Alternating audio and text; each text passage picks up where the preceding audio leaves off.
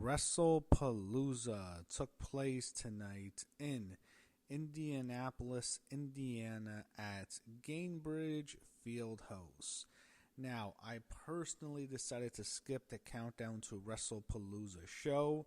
I had no real interest in watching it, and Wrestlepalooza really was built around WWE's debut on ESPN. Now, for myself personally, I was watching on Netflix because I'm not an American viewer, but the whole show was their debut, and us international viewers were greeted with some ads.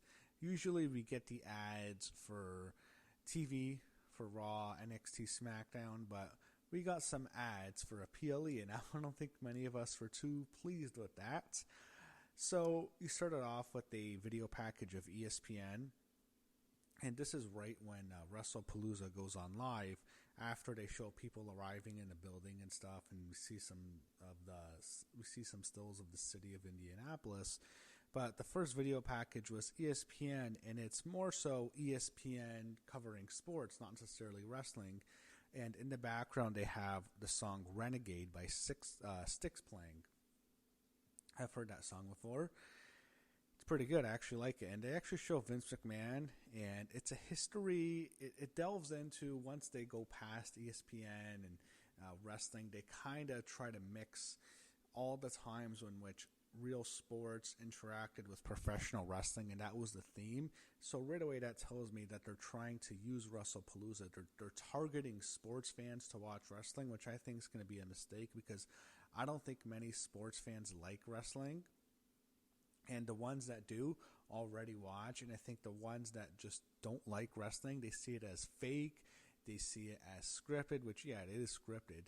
And Triple H even alludes to that in the video package, which there's no way in hell that would ever happen under Vince McMahon. You hear the word scripted under a Vince McMahon show? Hell fucking no. But you did hear Triple H use the word scripted, and that just tells me, all right, they're appealing to these sports fans who already look down on wrestling, which I just think is going to be a mistake.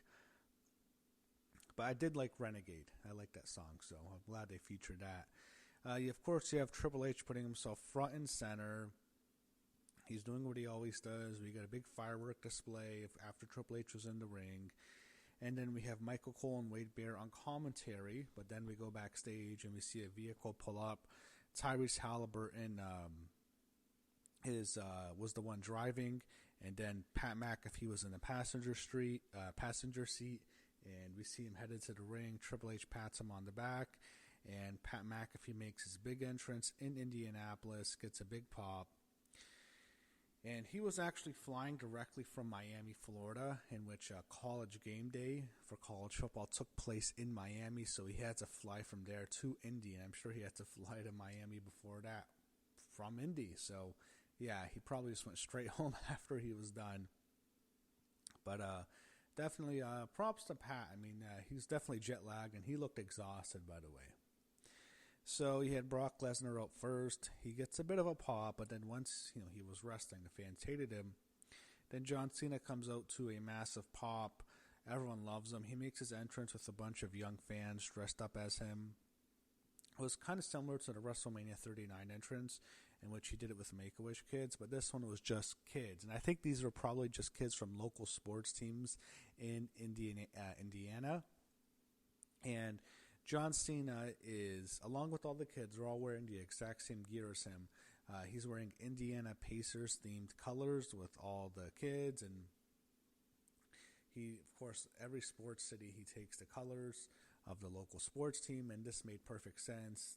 This is where the Pacers play, and Tyrese Halliburton's in the crowd. He's a big WWE fan, so it made sense for him to use the Pacers for his final appearance in Indianapolis. You have Alicia Taylor do the ring introductions for John Cena, and then Paul Heyman comes in, and he actually introduces Brock Lesnar. And that tells you right away, right when I saw Heyman, I thought, maybe Cena's not going to win this.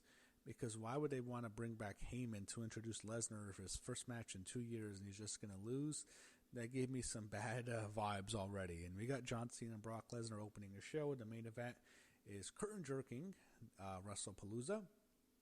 I know why they put this on first. Most people want to see John Cena.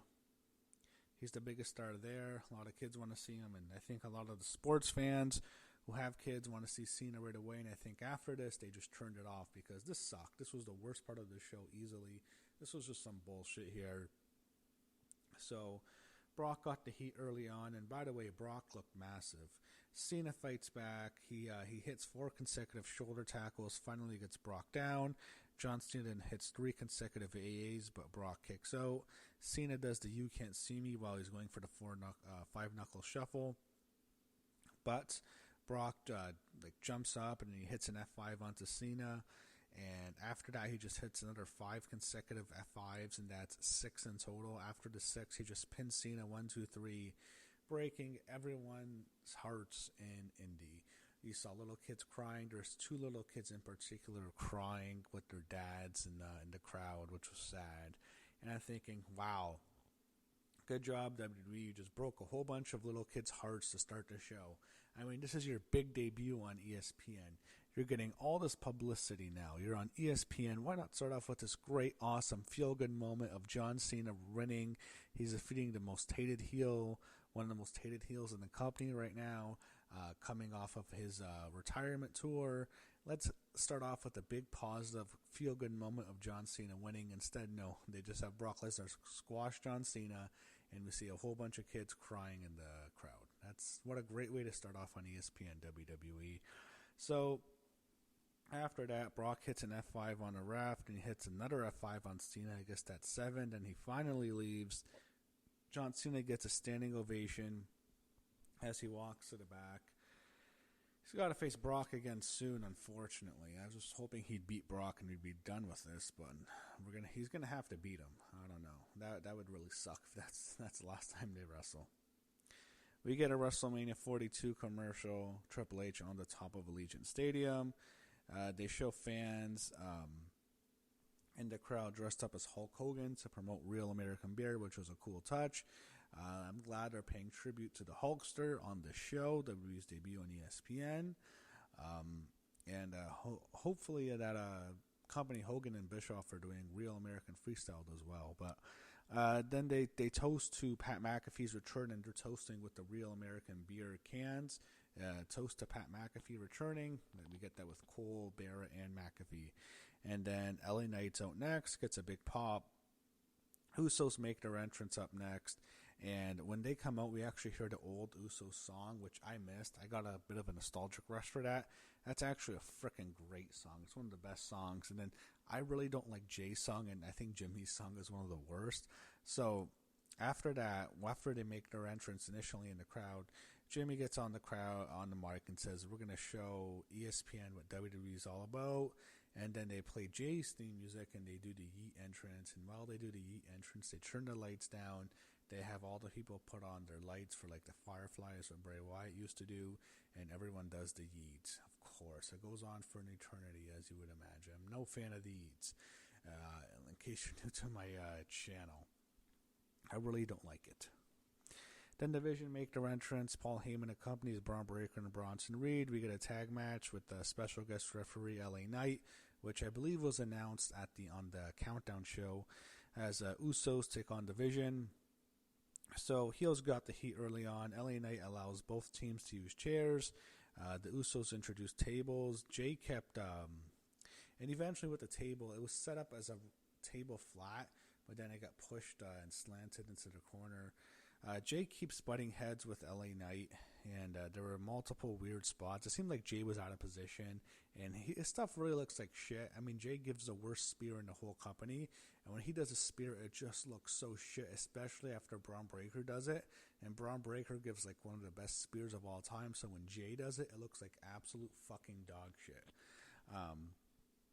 But something happened with Jay. He was using a chair, and I think the leg of the chair, the corner of it must have cut him open on the forehead because it sliced him open, and he's bleeding bad.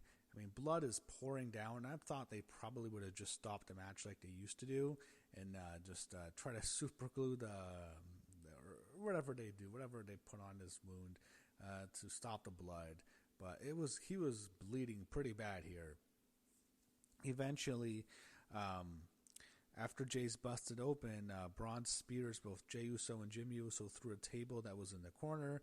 Then Bronson Reed hits the tsunami on Jey Uso and pins him, which surprised me. I thought Jimmy would get pinned because he's basically been a jobber ever since he split up from Jay. I thought he would be the one to get pinned here, but they actually pinned Jay, and I thought the most likely scenario would be Bron Breakker pinning Jimmy Uso. Instead, it's Bronson Reed pinning Jey Uso. But Division, I thought, needed to win more, so it made sense for them to win. So, yeah. They get the win here. They show some people in the crowd. Tyrese Halliburton's the most notable one. And I kind of don't mind him. He kind of reminds me of George Kittle, the 49ers tight end. I know both him and Halliburton, you know what? They're both really big fans. I get it. They overdo it with the celebrities, yeah. But at least I know they really like wrestling. And you know what? Yeah, show them. Who cares? There's no harm in that. I'm glad they at least like wrestling.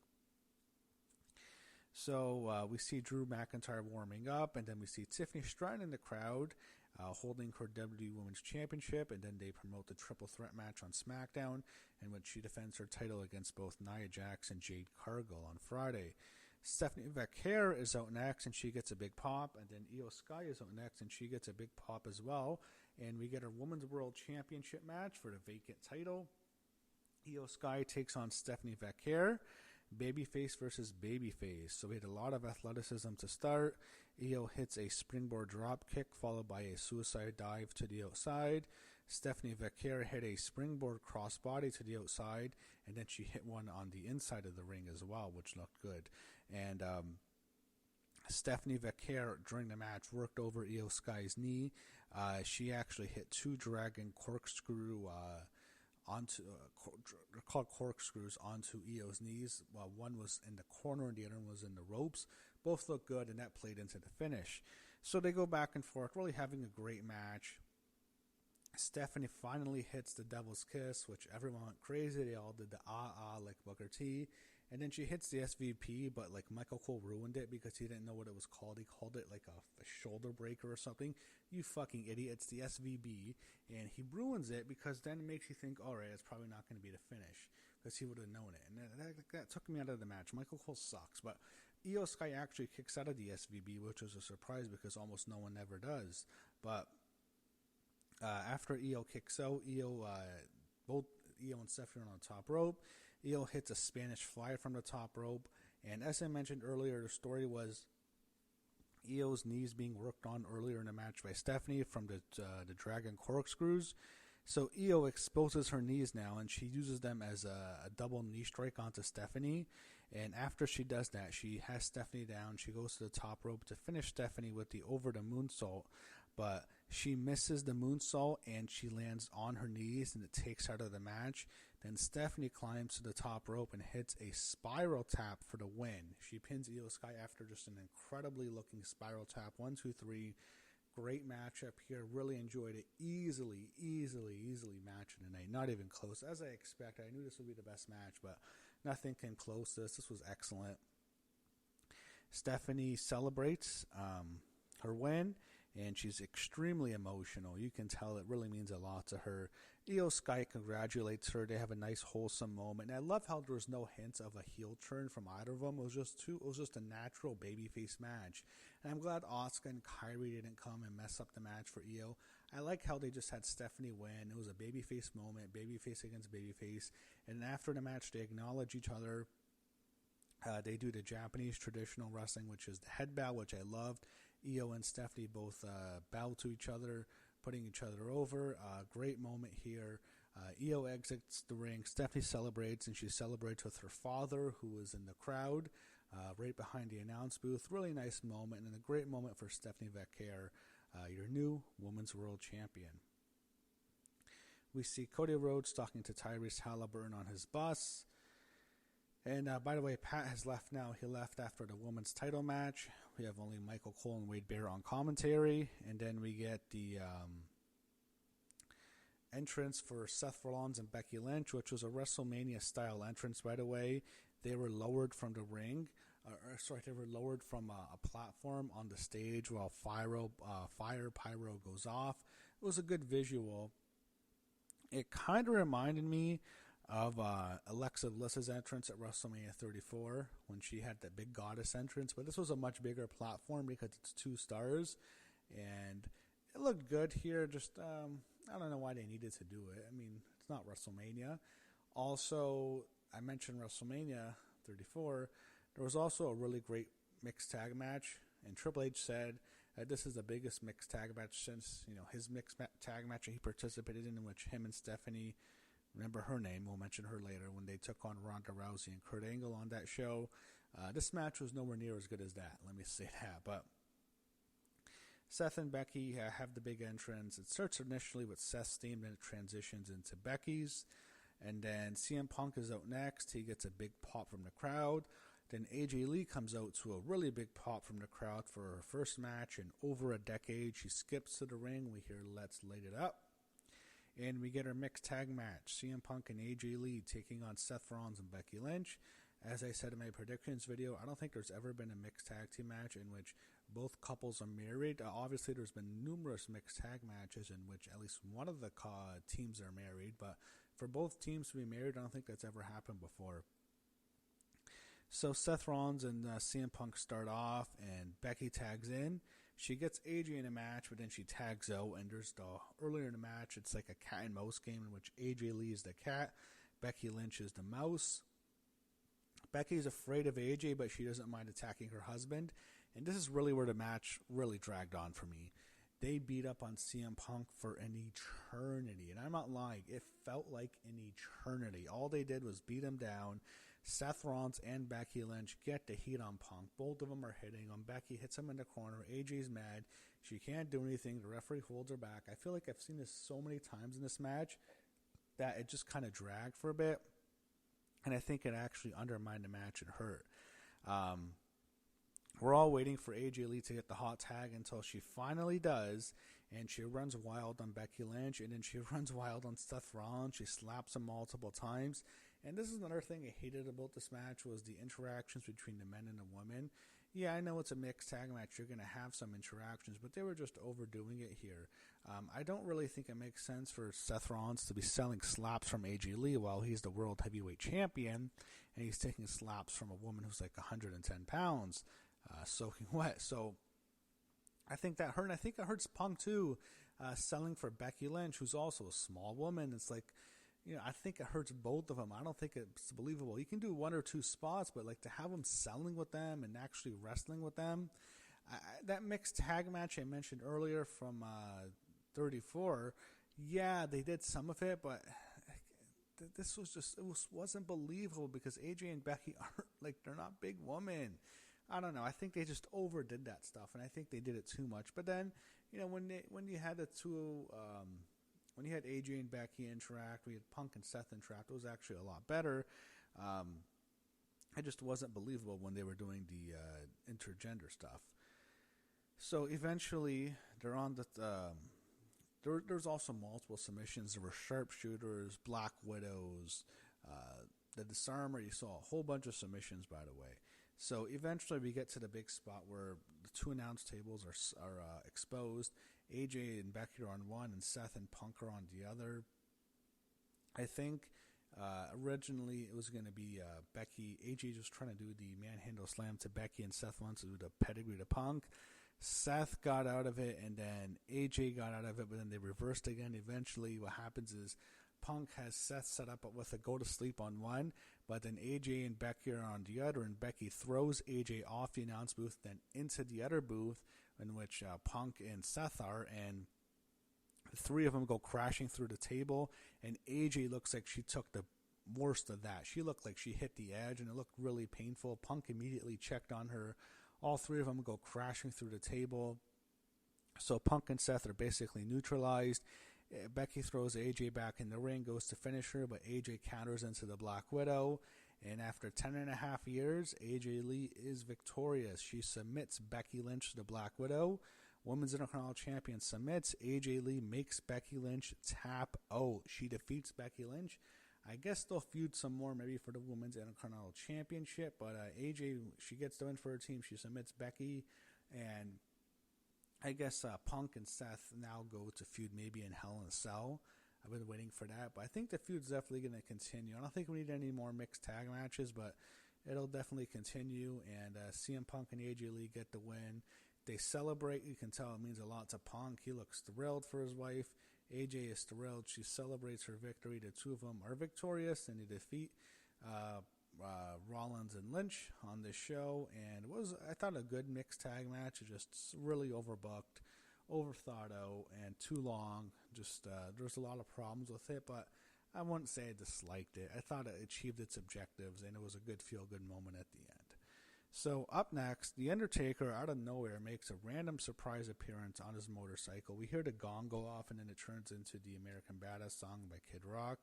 And he drives down to the ring to a big pop, and he stops his motorcycle right by where Stephanie McMahon is in the front row, and she's clapping for him, and she won't stop clapping. And I'm thinking, this is strange. Something's up. He just stops, and he takes his he gets off the bike, and then he sits beside her in the crowd in the front row. And I'm thinking, this is just weird. He has a mic now. He talks forever. It's just awkward. He just goes on and on and on. And I assumed he was just doing this so she could announce the record attendance for Indianapolis. But no. Undertaker then announces out of nowhere Stephanie McMahon will be the first inductee in the 2026 WWE Hall of Fame. That was a holy shit. I was not expecting that. That's why they had Undertaker do it. They chose Taker to do it. It was a cool moment. Him and Stephanie hug. Stephanie's very emotional. Clearly, Triple H set it up where she would be surprised. He wanted to do that for her. And I guess, technically they said he was surprised, sort of, but they want to do this too because it's the debut on ESPN. They want to tie it into WrestleMania. And by the way, the Hall of Fame is not for like 7 months. Stephanie has to be the longest inductee in terms of length of ceremony before. I don't think they've ever inducted anyone in September. Not even close, actually. So she's in the Hall of Fame. And it was a cool moment for her, and she's in. She deserves it. She did a lot for the company. She was in creative for many years. I just think it's weird for her to be inducted before her father. She's the first McMahon since Vince McMahon Sr. to go into the Hall of Fame, which I don't agree with. Obviously, Vince McMahon needs to go in the Hall of Fame, but he doesn't want to. And actually, he probably would want to now, but we all know the issues with Vince. But yeah, I don't have an issue with it. It was a cool, nice, wholesome moment for Stephanie, and she's in the Hall of Fame. So next we go to the main event. Drew McIntyre's out first. He gets a bit of a pop, then Cody gets a good pop, and I just feel Cody's kind of cold. Excuse me. I kind of feel that Cody's been pretty cold as of late since SummerSlam. So, he did get a big pop, but it just felt like this match didn't need to be the main event, even though it's a WWE Championship, and it's two big names. I just felt like this needed to be something else. Maybe on the opener. I think it might have actually worked better in the opener, to be honest. But then again, they needed to open with Cena and Brock, so I don't know. But I just didn't feel like the stakes were as high for this match as some of the previous matches, mainly because Cody hasn't been on TV rarely. He's barely been on TV, really. He's been on 2 SmackDowns since he got taken out last month, and that was before the Clash in Paris show. So we got this match, Undisputed WWE Championship, Cody Rhodes against Drew McIntyre. They're playing up that Cody Rhodes isn't 100%, and they go back and forth, Drew and Cody do. You had a cool spot where I think Drew hit this really awesome sunset flip dive to the outside, and it was right by the announce booth, which looked great, by the way. And they're having a good match. It's a back-and-forth match. It's a high pace. Cody kicks out of a Claymore, and then another thing that happens is Drew exposes the turnbuckle, and this was the story of the match in which the referee is trying to stop Drew from cheating. So Drew exposes the turnbuckle. Ref gets in his way. He messes it up. Eventually, Drew goes into the turnbuckle, and he gets, I think it's chest first. He gets hit with the crossroads, but he kicks out. And Drew and Cody are eventually finally on the outside again. I think this is after the dive. And Drew is ready to kick Cody's head in through the announce booth, through the monitor or whatever, the same spot he did to Cody on SmackDown in which he took him out for a while. He's going to do that right there, but then once again, the referee gets in his way for the second consecutive time and tries to stop Drew from trying to kill Cody. And then Drew hesitates and eventually gives Cody enough time to recover.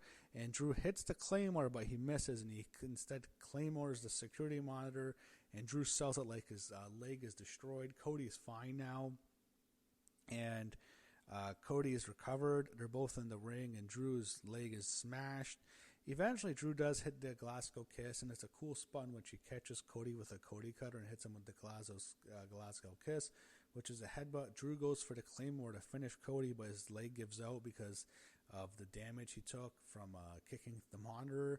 And then once Drew's on one leg now, Cody then hits another crossroads and pins Drew McIntyre 1, 2, 3. And they had a good main event. I just felt like with Drew, where does he go from here? That's it. He loses again. Cody wins. I don't know where Cody really goes from here. I guess Randy is the big feud, but I don't know if I really need to see it. I'm really that interested in that. But that's how the show ended. Cody Rhodes retains. He's still the champion. He beats Drew McIntyre in a solid main event. It was a good match. It just felt like kind of flat, the ending to me. It just felt like, that's it, really? That's all we got? And it just didn't really feel like a main event because it felt like the other matches on the undercard were actually bigger. Even though this was a good match and probably like the second best match of the night behind the Io Sky Stephanie Vaquer match. So that was Wrestlepalooza. And by the way, the show actually ended with Joe Tessitore and it's mute. So they're promoting the ESPN post show. They have Joe Tessitore talking, and what happens is no one knows because Tessitore doesn't notice that no one can hear what he's saying, so it's all mute. So you just hear a guy talking without actually hearing any volume. And I thought, wow, what a horrible way to end it. You start with kids crying, and then we end with just a really embarrassing technical glitch that would make Vince McMahon freaking go crazy if he was still writing things. But that's how the show ended. I didn't think Wrestlepalooza was a bad show or anything. I just felt a lot more to be desired, to be honest. I thought it could have been a lot better, but it was okay. It wasn't terrible. It was what it was, and it was notable, even though for myself I'm watching on Netflix. This was WWE's official debut on ESPN in the United States, and that was the purpose of Wrestlepalooza.